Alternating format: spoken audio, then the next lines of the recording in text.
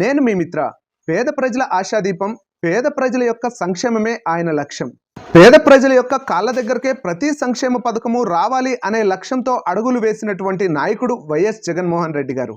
ప్రభుత్వం పేద ప్రజలకు అందించేటటువంటి రేషన్ సరుకుల కోసం పేద ప్రజలు రేషన్ షాపుల చుట్టూ తిరగడం, రేషన్ షాపుల వద్ద బారులు తీరడం, రేషన్ సరుకులను నెత్తిపైన పెట్టుకొని ఇంటికి రావడం వంటి సంఘటనలు చూసినటువంటి జగన్ ప్రజల వద్దకే వచ్చి రేషన్ ఇచ్చే కార్యక్రమాన్ని చేపట్టి చరిత్ర సృష్టించారు. పేద ప్రజలకు ఆరాధ్య దైవంగా నిలిచారు. అటువంటి అద్భుతమైన పథకాన్ని తొలగించి మళ్ళీ రేషన్ షాపులను తెరిచింది కూటమి ప్రభుత్వం. రేషన్ కోసం పేదవారి యొక్క కష్టాలు మళ్ళీ మొదలయ్యాయి అనే విధంగా ఉంది పై వీడియో చూస్తే.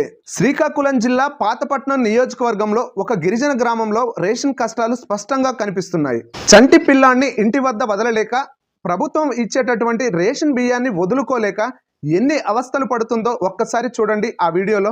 హామీ ఇచ్చినటువంటి సంక్షేమ పథకాలను అందించడంలో కూటమి ప్రభుత్వం విఫలం అవడమే కాకుండా మునుపటి కష్టాలను మళ్ళీ పేద ప్రజలకు అందిస్తున్నటువంటి కూటమి ప్రభుత్వాన్ని ఏమనాలో నాకైతే అర్థం కావడం లేదు. మరి మీ యొక్క అభిప్రాయాన్ని కామెంట్ రూపంలో తెలియజేయండి.